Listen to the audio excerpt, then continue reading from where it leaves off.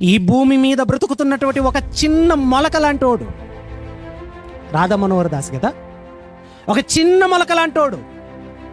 కానీ ఈ భూమిని సృజించింది ఆకాశమందున్నవి కానివ్వండి, భూమి మీద ఉన్నవి కానివ్వండి, అవి దృశ్యమైన అదృశ్యమైన అన్నిటిని కూడా సృజించింది ఎవరయ్యా అంటే యేసుక్రీస్తుల వారు అంటున్నాడంటే.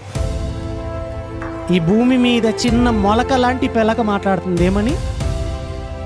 ఆయన ఎప్పటివాడు, ఆయన ఎప్పటివాడు. 2000 సంవత్సరాల క్రితం ఆయన చరిత్ర మొదలైంది అనుకుంటున్నాడు. కాదు, చాలా మంది మాట్లాడారు కదా, ఆయనట చరిత్రలో లేనివాడట. యేసుక్రీస్తుల వారికి చరిత్ర లేదట, చరిత్రలో లేనివాడట. అసలు చరిత్రకు మూలమే, చరిత్రకు ఆధారమే యేసుక్రీస్తుల వారు.